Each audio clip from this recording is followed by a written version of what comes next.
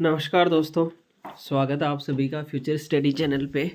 और फाइनली आज घर पे मेरा जॉइनिंग लेटर पोस्टल असिस्टेंट का आ चुका है मुंबई से। जो पहले मेल भी आया था और अभी ये आ गया है वहाँ से, बाकायदा लिख के आया है, पूरा एड्रेस वगैरह सब कुछ लिखा हुआ है इसमें। कि इसके ऊपर लिखा हुआ है भारतीय डाक सेवा, और फिर नीचे लिखा हुआ है किसने भेजा, पोस्ट मास्टर जनरल का कार्यालय, नवी मुंबई क्षेत्र, दूसरी मंजिल, पनवेल, प्रधान डाकघर इमारत। ये दे रखा है पूरा बाकायदा। और इसके अंदर देखते हैं अभी इसके अंदर क्या क्या मिलता है। यहाँ रख दूँ क्या मैं फ़ोन को, एक बार मैं फ़ोन को यहाँ रख देता हूँ, ठीक है। अब देखो इसके अंदर ये सारे डॉक्यूमेंट्स देखते हैं क्या क्या मिलता है इसके अंदर। इसके ऊपर ये जो मेल आया था वही चीज़ यहाँ है, बाकायदा मेल वाली ही। ऊपर लिख रखा है कि आप 10 दिन के अंदर आके ज्वाइन करो। और आपको पता होगा ये CHSL 2021 के थ्रू मुझे पोस्ट मिली है, CHSL 2021 के थ्रू, जिसमें पोस्टल असिस्टेंट की पोस्ट है। ये 2400 ग्रेड पे भारत सरकार की लेवल 4 की जॉब है, ठीक है। और इसके अलावा इसके साथ ये सेकंड पेज है, ये अटेस्टेशन फॉर्म है, ये भर के लेके जाना है ताकि ज्वाइनिंग की फॉर्मेलिटीज़ कंप्लीट की जा सके, ठीक है। आप कैसे नहीं आ रहा, मैं कैमरा ख़राब हो गया क्या मेरा, ठीक है दोस्तों, डिस्टर्बेंस के लिए सॉरी। और ये अटेस्टेशन फॉर्म है, इसमें village address, home address, Aadhaar card, PAN card, nationality, date of birth, present age at matriculation, ये सारी चीज़ें आपसे पूछी हैं। ये फिल करके आपको वहाँ डिपॉजिट करवाना रहता है, जहाँ इन्होंने बुलाया है वहाँ कार्यालय जाना है। रिलीजन वगैरह, फादर मदर के बारे में, स्पाउस अगर आप मैरिड हैं तो स्पाउस के बारे में ये इन्फॉर्मेशन आपसे ली जाती है ज्वाइनिंग के टाइम पे। एजुकेशनल क्वालिफ़िकेशन के बाद में आप 15 साल के बाद में क्या क्या क्वालिफ़िकेशन की है। 15 साल से पहले तो नहीं ध्यान रखते ये इतना, लेकिन उसके बाद का बताना पड़ता है कि 10th 12th या ग्रेजुएशन कहाँ से की है, ठीक है, कौन सी यूनिवर्सिटी है, ये सब।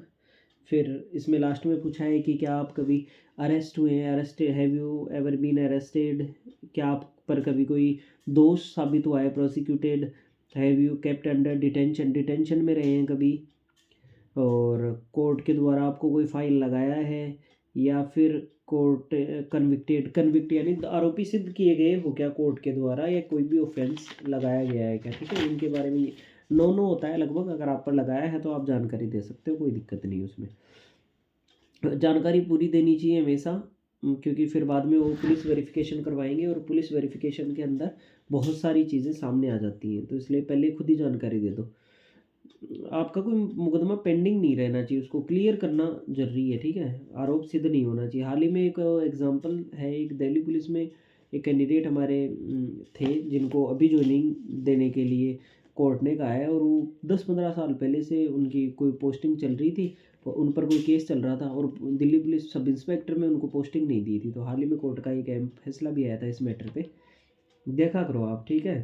कई लोग डर जाते हैं कि केस लग जाएगा तो ज्वाइनिंग नहीं हो पाएगी, या ऐसा वैसा। हर चीज़ का एक रूल है, थ्रू प्रॉपर चैनल अगर आप करते हैं तो हर चीज़ मान्य है, ठीक है।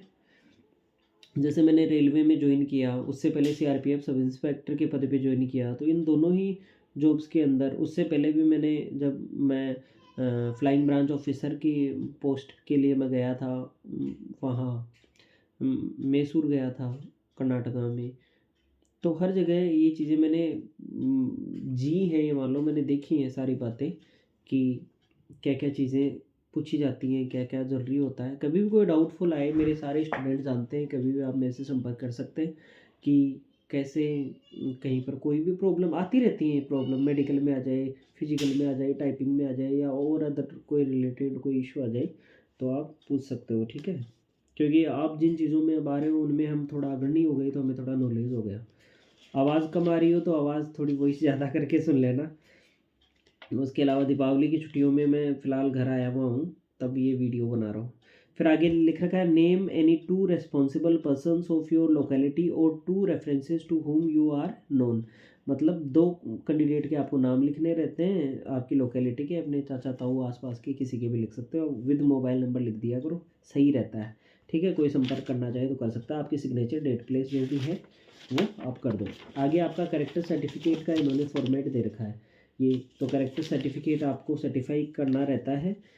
तो आप गजेटेड ऑफिसर से, 2 गजेटेड ऑफिसर होते हैं, कोई भी गवर्नमेंट गजेटेड ऑफिसर, उनसे स्कूल वगैरह में जाके या डॉक्टर वगैरह से ये करवा सकते हैं। तो फाइनली दोस्तों ये ज्वाइनिंग लेटर मेरा तीसरा ज्वाइनिंग लेटर है, फाइनली घर पे आया हुआ। तो बाकी ऐसे तो एसएससी जीडी में भी मेरा सिलेक्शन हुआ एक प्रकार से, फ्लाइंग ब्रांच ऑफिसर के पद पर भी मैं ये मान लो पहुँचते पहुँचते ही आया हूँ। तो ये जो अनुभव है ये काफ़ी समय का अनुभव है, काफ़ी टाइम का अनुभव है। तो आप भी बढ़िया से तैयारी कीजिए, कोई भी डाउट रहता है तो संपर्क कर सकते हैं, मेरी मेल आईडी ले सकते हैं आप यहाँ से, चैनल से। बाकी मस्त रहिए, दीपावली की शुभकामनाएं आपको। ये मान लो ये दिवाली आपके लिए रौनक लेके आए, पढ़ने वालों के लिए सिलेक्शन लेके आए और खुशियाँ लेके आए आपके परिवार में। पढ़ना जारी रखिए, स्ट्रगल का दौर आता है कईयों को 5-5 6-6 साल। अब आप देखो, मैं खुद कह रहा हूँ, मैं मेरा कॉलेज टॉपर था, हमेशा स्कूल टॉपर था हर चीज़ में, लेकिन हमें भी खैर वो एक अलग बात थी कि मैं टीचिंग करवाता था तो इसलिए थोड़ा माइंड डिस्टर्ब रहता था, लेकिन हमें भी फाइनली ज्वाइन करते करते 4-5 साल का टाइम लग गया। मतलब जब हमने स्टार्ट किया था उसके बाद मैंने टीचिंग में पाँव जमा दिया, साल भर तो मैंने बुक ही नहीं उठाई थी। लेकिन फिर भी मेरा ये मानना है कि आज के टाइम पर जॉब लगने के लिए 4 to 5 ईयर चाहिए।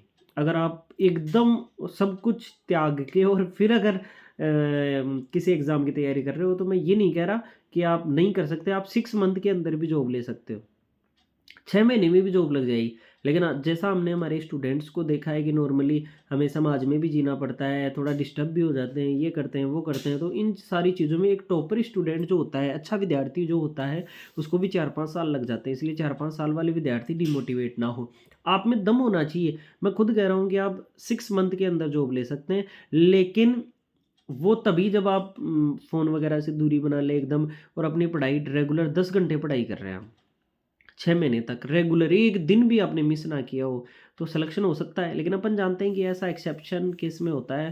बाकी नॉर्मली 4-5 घंटे आप पढ़ते रहते हैं, बीच में डिस्टर्ब भी हो जाते हैं, कभी पढ़ाई भी छूट जाती है 1-2 दिन के लिए। तो उस हिसाब से, उस लिहाज से मैं आपको बता रहा हूँ कि थोड़ा टाइम तो लगता है, 2-3 साल भी लग जाते हैं। अब तुक बैठ गया तो जल्दी हो जाता है सिलेक्शन, वरना 4-5 साल नॉर्मली। अब देख लो, मैं खुद के ऊपर अगर ध्यान दूँ तो मैं खुद क्या क्या बताऊँ आपको, 4-5 साल तो ज्वाइनिंग, 4 साल लग गए मेरे को ज्वाइनिंग करने में मेरी आफ्टर ग्रेजुएशन। तो जिनका सिलेक्शन अभी होना बाकी है वो धैर्य बनाए रखें, क्योंकि यही एकमात्र रास्ता है जो आपको काबिल बनाएगा और आपकी इज्जत करवाएगा समाज में। वरना आप एक बार, अगर आपका क्विट करने का मन कर रहा है कि मैं क्विट करूँगा, और कई पेपर लीक होते हैं, खैर ये तो एक बड़ी समस्या है, लेकिन आपका अगर मन कर रहा है क्विट करने का कि छोड़ दूँ मैं तैयारी, कुछ नहीं करूँ, तो बताओ आपके पास दूसरा क्या ऑप्शन है भाई? अगर आपको एकदम इज्जत के साथ, अगर रेस्पेक्ट के साथ लाइफ जीनी है, तो यही एकमात्र ऑप्शन है, यही तरीका रहता है। मिडिल क्लास फैमिली, हालांकि आपको गवर्नमेंट जॉब मिल जाएगी तो आप अरबपति तो नहीं बनोगे कभी भी लाइफ में, आप ये है कि बस सुख चैन की रोटी खा लोगे। आजकल वो भी नहीं है कि गवर्नमेंट जॉब लगते ही आप ऐस करने लग जाओगे। आजकल गवर्नमेंट को बहुत अच्छे से पता है कि किस आदमी को कहाँ यूज़ लेना है, तो कई ड्यूटियाँ अच्छी भी होती हैं।